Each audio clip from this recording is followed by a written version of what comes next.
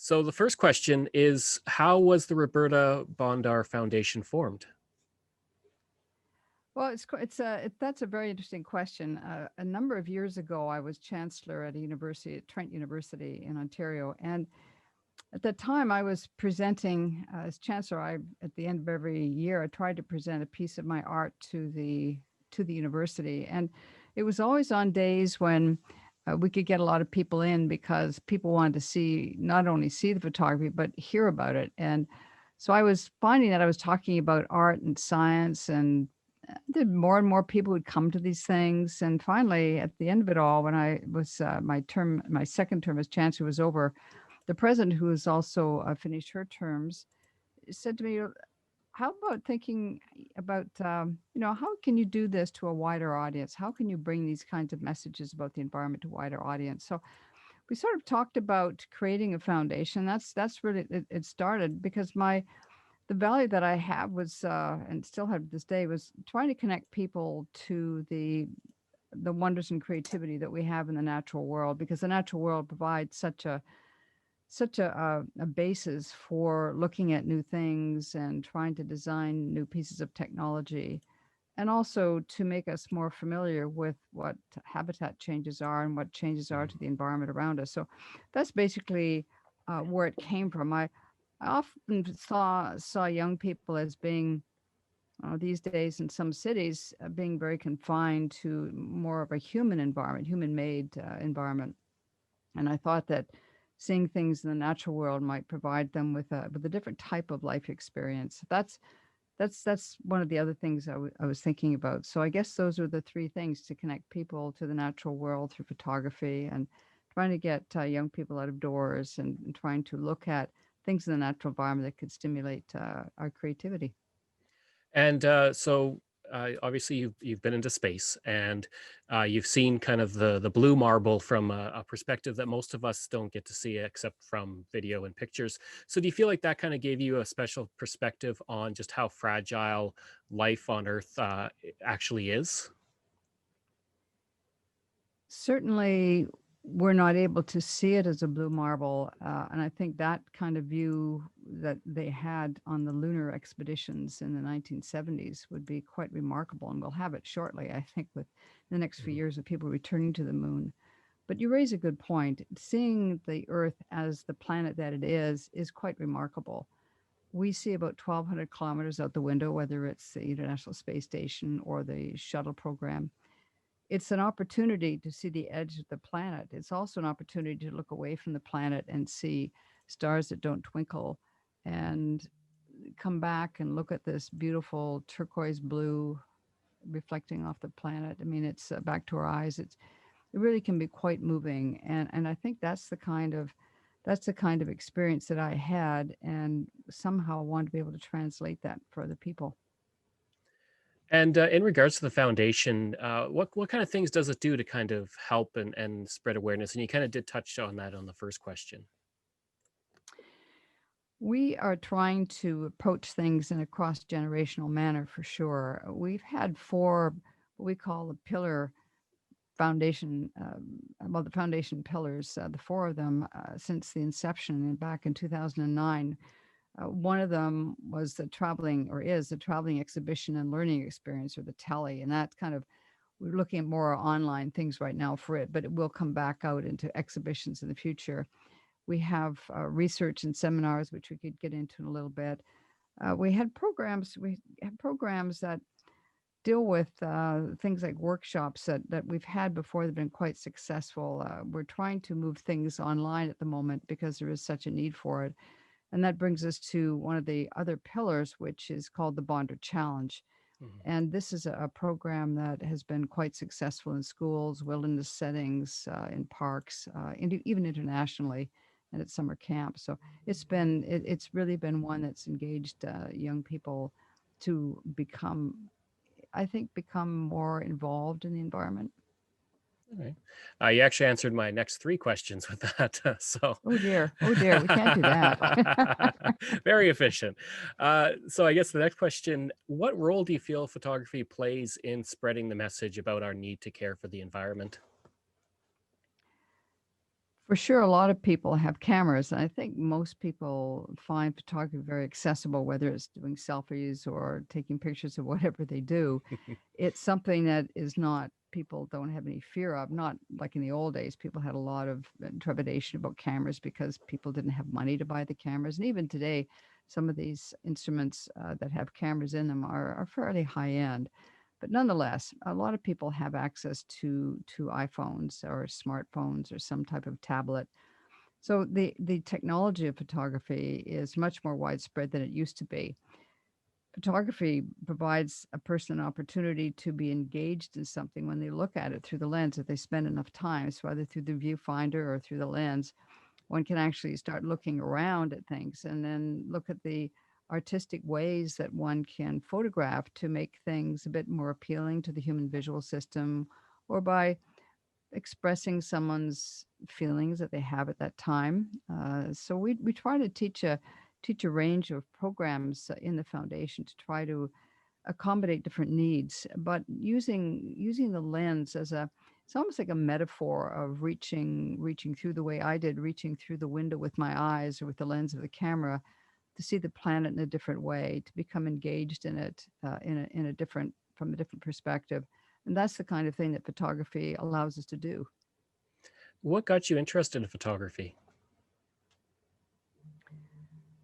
My interest in photography stemmed back from when I was a child. And I mean, I can't remember ever not seeing a camera in my dad's hand. My uncle was a pharmacist and he loved photography, as did my dad, but my dad couldn't afford these things. And so my uncle would loan him these cameras, and sometimes they were sort of lifelong loaners. I mean, I thought you used to be able to buy Leicas and Nikons in every drugstore because, of course, he was a pharmacist and had a Mhm. drugstore and sold these things. But I have pictures of, and actually, there's about 40 hours of movies, the old 8 millimeter movies of me growing up. Some time I was a little girl riding a tricycle. There are pictures of me as a little baby. I mean, that's quite unusual back in the 1940s and in the early 50s. So all through my Mhm. life, cameras have formed a huge part of it, and it's part of the biography of a person's life.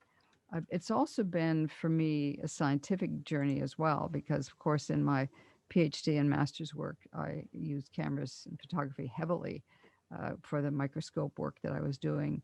And then, of course, in medicine, we used it in pathology to journalize things. So it's been omnipresent in my life, and certainly in the space program, I wanted to do as much as I could with Earth observation and the various camera types. We had, I think, something like 13 different camera types on my particular mission. It was right at the beginnings of electronic cameras, now called digital cameras. We had the IMAX camera on, so I learned how to use that. And there's a film called Destiny in Space, which has some of the IMAX footage from my particular flight. And after that, I thought I wanted to go and photograph all of Canada's national parks before the end of the millennium. So I went to an institute in the United States, a professional photography institute, and studied professional landscape and nature photography to make sure I had the skills to use these large format cameras, to use panoramic cameras, to take things from different points of view, to be really creative through the lens with these different cameras. And so it's enriched not just my experience, but I think it helps people to know that I'm not just telling people what to do, that I continue to work with cameras. And so cameras have been part of my creativity, part of my connection to technology, ongoing. And there's a lot about science that's not just in the technology of photography, but the things that I see through the lens, and that's what we try to capture for the people doing these Bonder challenges. Uh, in regards to the Bondar Foundation, what are the core principles you would say of the foundation? Well, we're trying to provide more of a universal experience for people to be able to connect them in a way that's important to them, to be able to help them facilitate an environment experience. So we just feel that the kind of mission and value statements that we have online are ones that we feel are not time sensitive. They're ones that will be there for all time. They don't have a best before date. So there are various things that we try to do in the foundation in terms of cross-generational education. Um, I think embracing the environment as part of a personal part of a person's heritage is important to be able to connect and try to protect the environment. We always believe that infusing art and science together will give people an opportunity to not fear science or to not denigrate art, but to understand that they're very powerful combined together, that they can allow us then to move beyond something that's just a simple thing to something that's so much a part of us that we fall in love with something in the environment. And I've always felt that if you love something, you'll want to protect it. And that's what we try to do in the foundation is to try to help facilitate that engagement across all generations. So for about 60 years now, humans have been going into space, and in the next 10 years, we might see more and more humans going into space as it becomes more commercialized and companies get involved. As people go into space, do you feel like collectively our view of our role on Earth will change more than it has now? I think it's inevitable. I have to, I think, color that with a bit of a tint, though. We've seen how COVID has affected the way we view things and the way we view people and human behavior. We understand that things can be politicized. So we're not quite sure where that's going to end because human behavior is very finicky and it's something that changes across landscapes. It changes across cultures.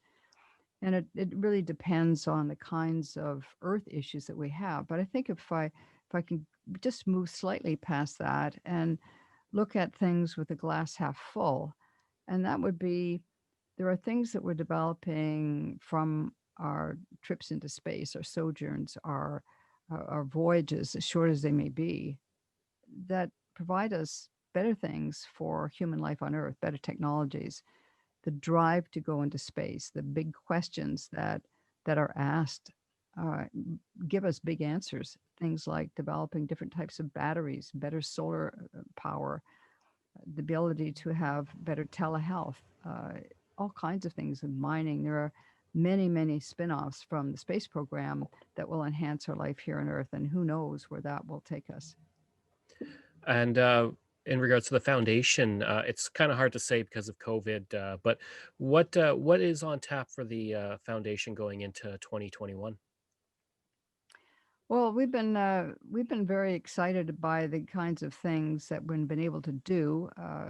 Certainly, COVID has pushed everybody to try to look at more online delivery, which what we have done. We put a lot of tools online, and we'll continue to do that because I think even after COVID's over, people see that there is a value for a hybrid model of education, doing things more accessible online, and really trying to develop things that people can trust. That there's facts that people can trust, and that we are a trusted website and a trusted source of information in the near future, and I'm talking in 2021, we're hoping to get back on track with some of the field work in the project that we affectionately, well, I actually, it's my fault. We have an acronym. NASA has an acronym for everything. So the research project on migratory birds is known as Space for Birds, which is great.